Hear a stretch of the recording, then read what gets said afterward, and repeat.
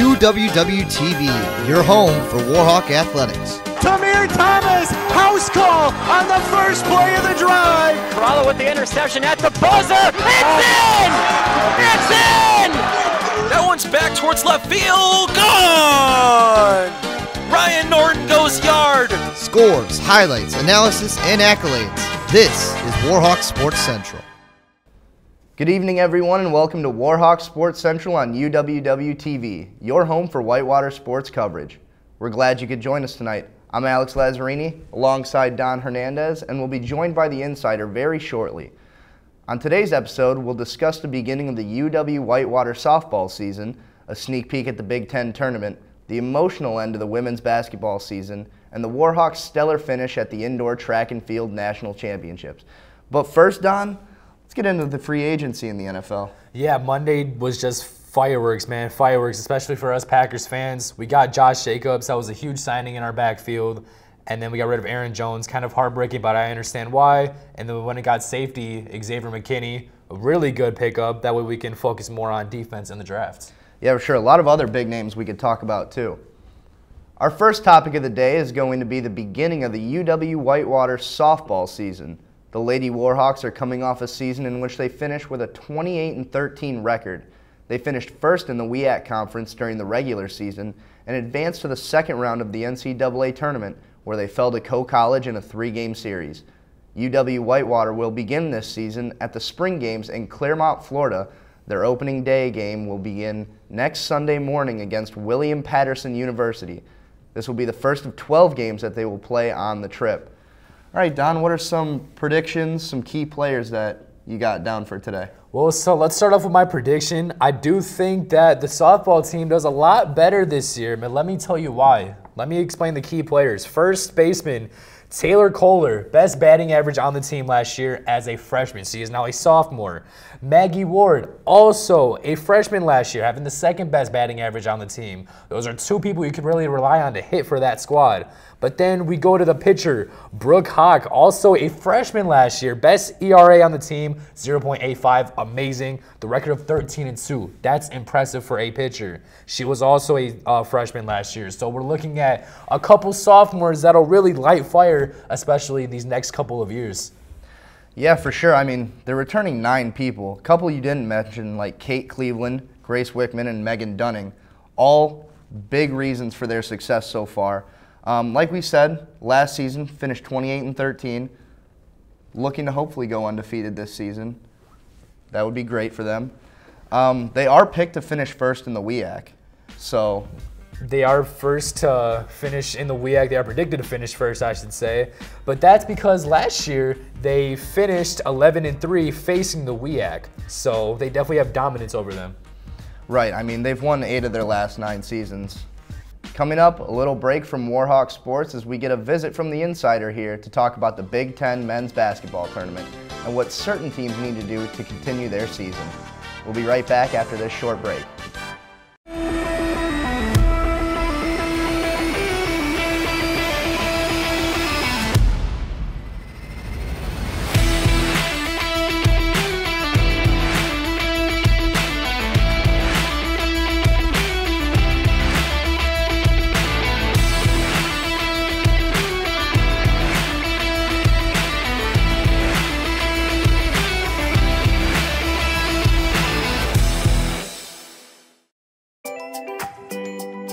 A good citizen is someone who wants to make a positive impact, both in their communities and in the world around them.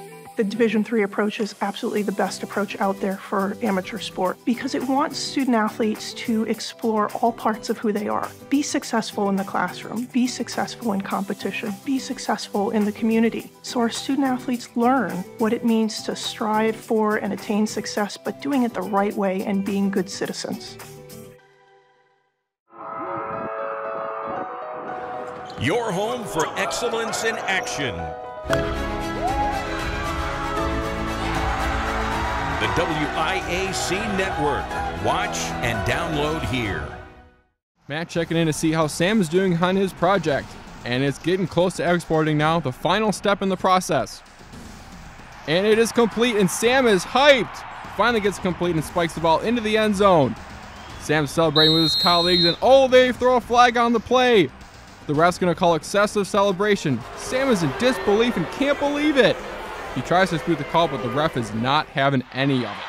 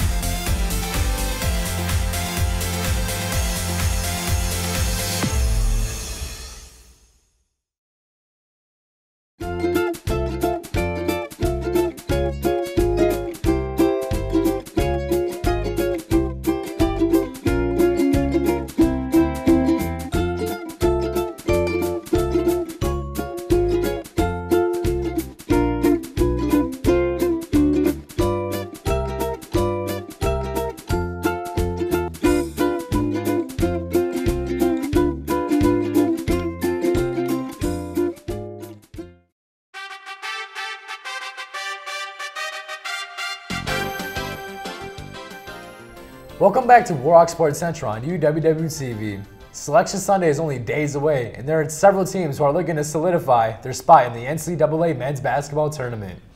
One conference that could see a lot of shake-up potential is the Big Ten. With so many teams on the border of being in or out of this tournament is their last chance to leave an impression on the committee. Here with more insight on the Big Ten men's basketball tournament is the insider, Alyssa Walzak. Alyssa, take it away. If you're getting ready for March Madness, then there's exciting news happening for basketball fans. Starting this week is the Big Ten tournament. All games will be played in Minneapolis, Minnesota. As we prepare for the Big Ten tournament in a few days, here are some things to note. A team to look out for in the tournament is Purdue. They are 28-3 overall and 17-3 against the Big Ten. Their best player, Zach Edey, is 7'4" center, averaging around 22 points per game. As the team, Purdue leads the Big Ten in field goal percentage. The Wisconsin Badgers are another team to look out for. The Badgers this year are ranked number 5 in the Big Ten and are 19-12 overall. Wisconsin's main player right now is Tyler Wall, and is a returning student and has been doing decently well this season. He is stepping up for the team. He is good on both ends with the ball. He can pass the ball and play defense really well. He ranks 24th in block shots and 22nd in steals.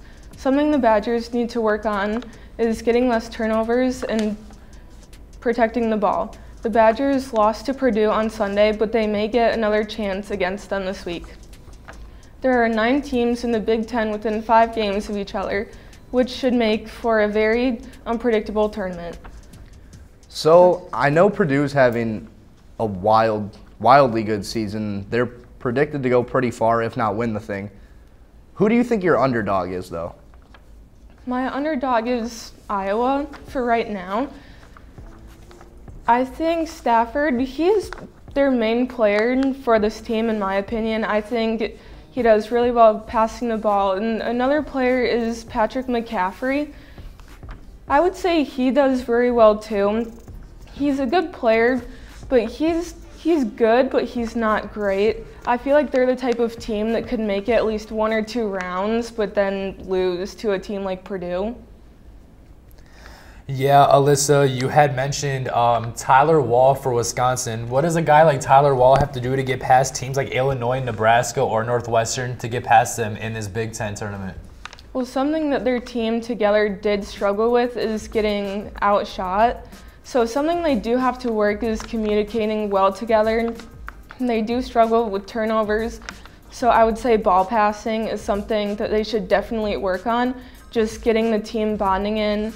And even when it comes to the playoffs, just saying this is the playoffs, we need to make sure that we're set together and our passing is going to be great and we're not going to struggle with turnovers anymore.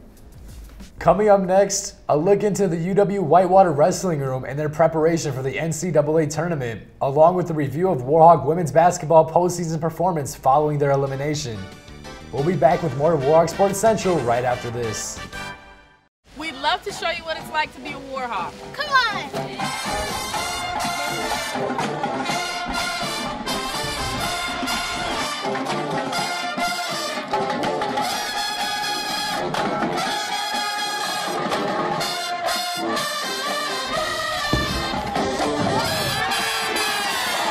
Don't miss out on your chance to be a Warhawk at UW Whitewater. You belong here!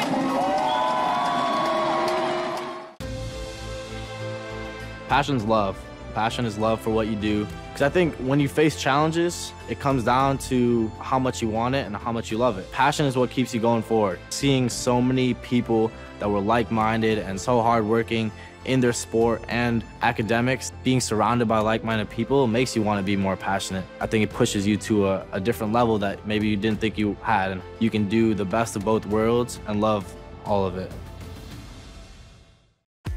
UWW-TV has been an important part of the campus and community since 1980. Not only providing on-air learning opportunities for broadcast journalists and electronic media production students, but educating and entertaining our audiences with award-winning news, live sports coverage, original programming, as well as dedicating the mission to developing creative collaborations throughout campus. For more information, visit our website and like us on Facebook. Check us out because you got to see what's on UWW-TV.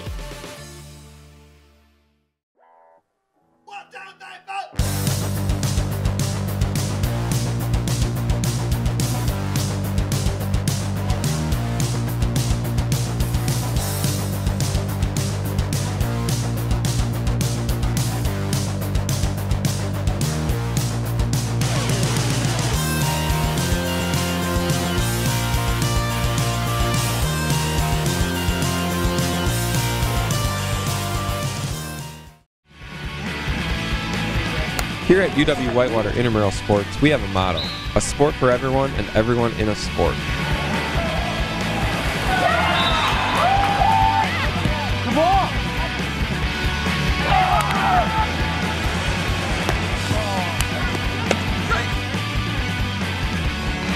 Stepped it anyways.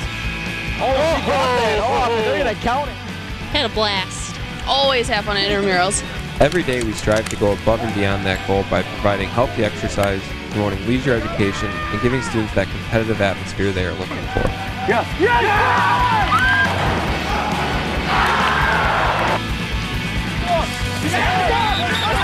It's exciting. Brings me back to those high school days with Friday Night Lights. With our 25 different intramural sports offered, we guarantee that we have a sport for you. Go to our website and find your sport today.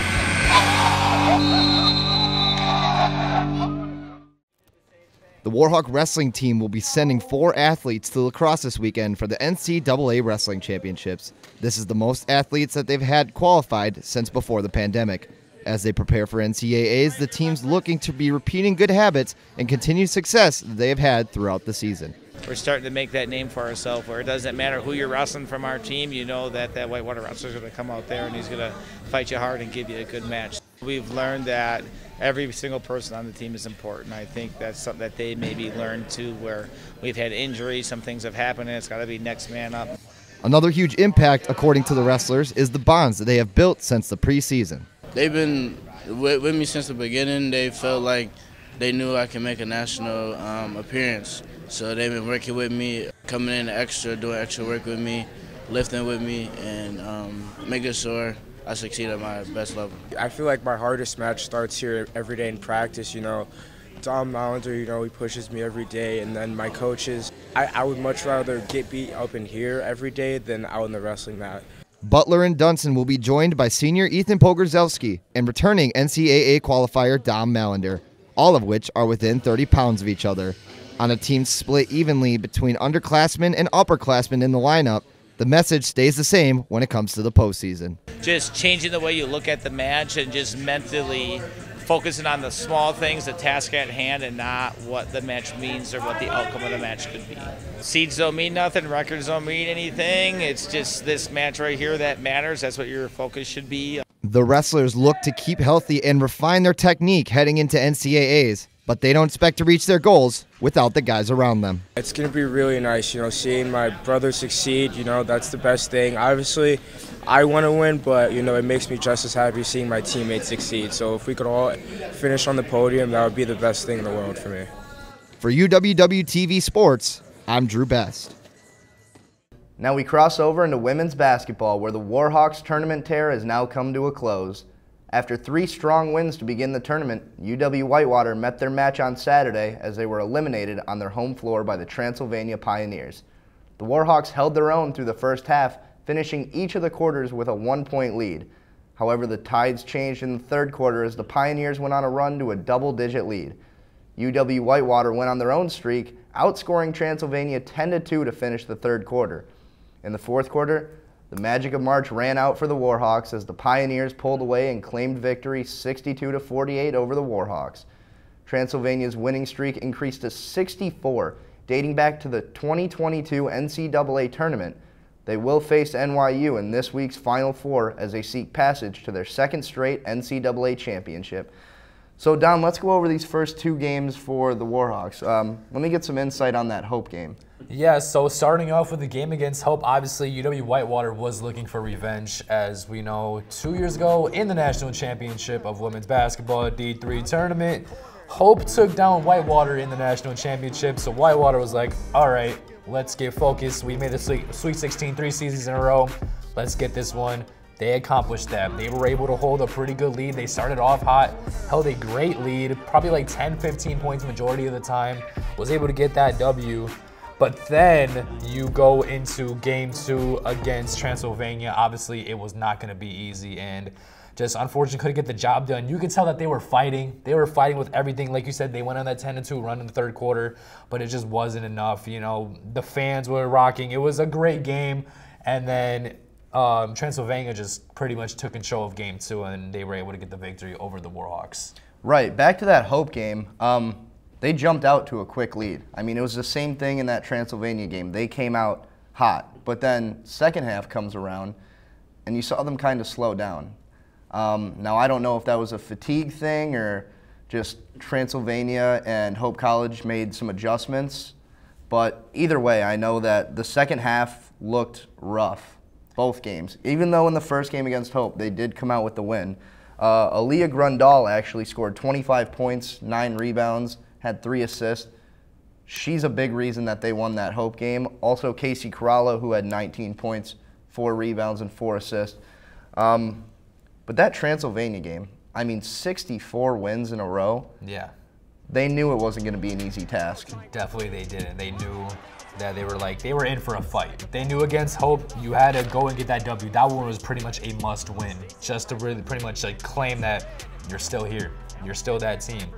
And obviously against Transylvania, they probably knew deep down in their heads that one was going to be tough and rough.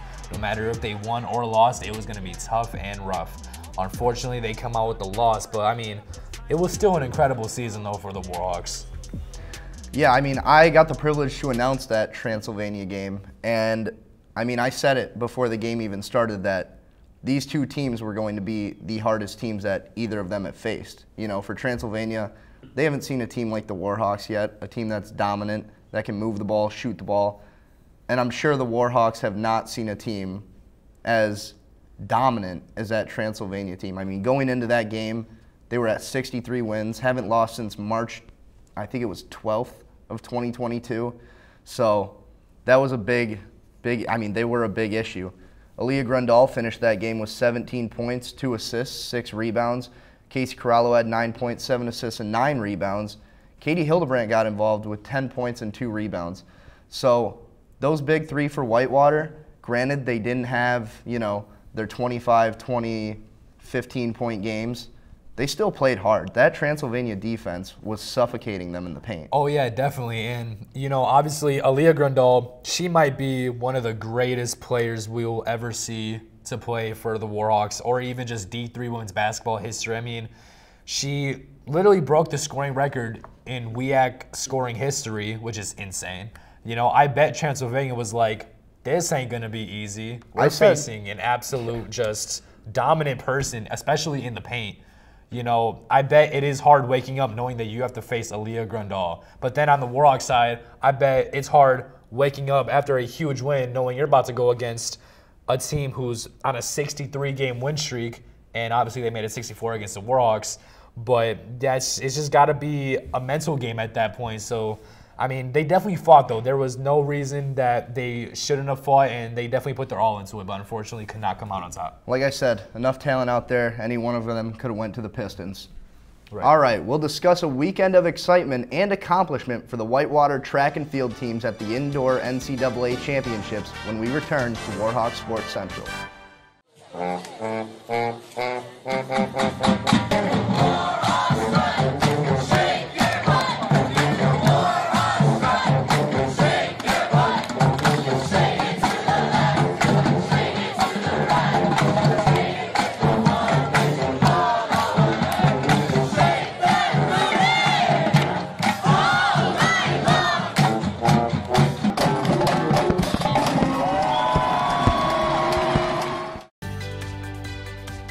Responsibility is being accountable for your words and actions, first and foremost. It also is an obligation to be a positive influence in the communities around you. Being in a D3 program, you're going to have lots of different opportunities. You're not just an athlete, you're also involved in student life. Your academics are extremely important. We give a lot of our student athletes responsibilities right from the start by giving them leadership opportunities, by having them engage in the community, be a positive influence. That's being a responsible person. The Wisconsin Intercollegiate Athletic Conference. We're here to compete, to inspire, to grow, and to make history. We are rooted in tradition. For over a century, we have contended as the premier conference within Division III. I shot the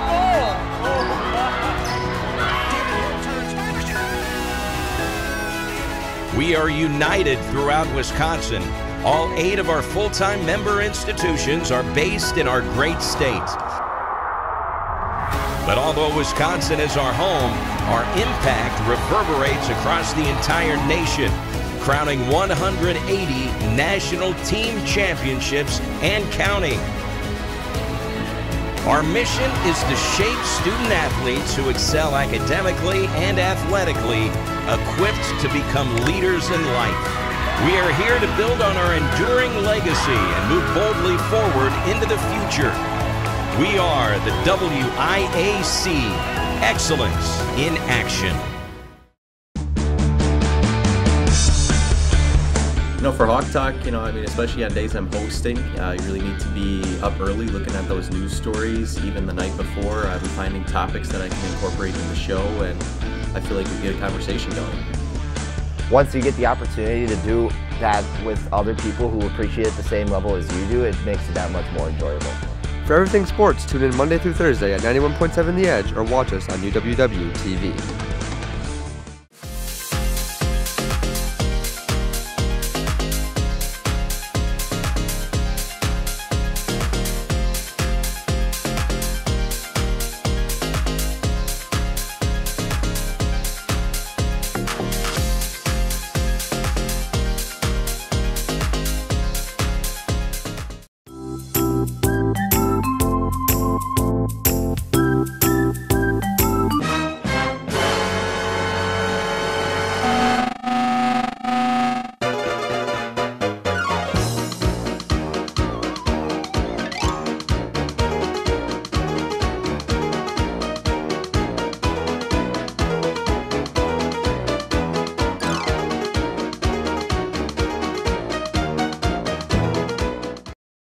Welcome back to Warhawk Sports Central on UWW TV. As the winter season NCAA championships kick off, UW Whitewater Track and Field sent 12 athletes to Virginia Beach to compete in the culminating meet of the indoor season. What came out of this weekend for the team was 47 total team points scored across both teams. The Warhawks brought home 2 national championships in Shelvin Garrett II and distance runner Christian Patska. They also had an additional 7 All-Americans. The men's finished 4th overall at the championship meet, only falling behind UW La Crosse, UW Eau Claire, and UW Oshkosh. This was the first time in NCAA track and field history in any division that one conference has swept the top 4 finishing spots at the national championships. Alex, take us through what went well in this indoor season. Well, first of all, I want to say, I mean, not only is there a lot of talent on this Warhawks team, but across the WEAC. I mean, taking all 4 spots for the first time is a really big accomplishment, so congrats to all of them. That's insane. Another thing I wanted to say about this Warhawks team, well, 2 things, I guess. Christian Patska and Gunnar Schlender, and how they really complement themselves or each other.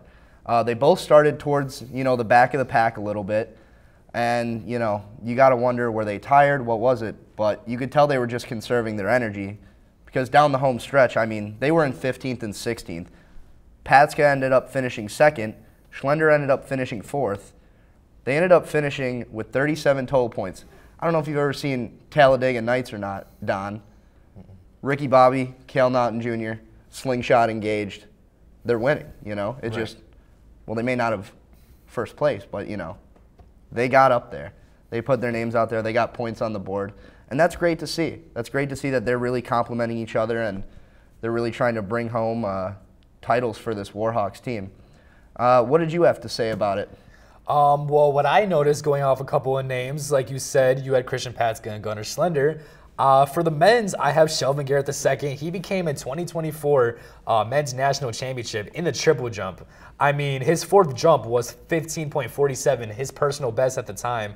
And on his final jump, he leaped 15.97 meters. Like, that's insane. And this is his new personal best. And he broke a Warhawk record. I mean, like you said, it's just a lot of talent all around the WEAC.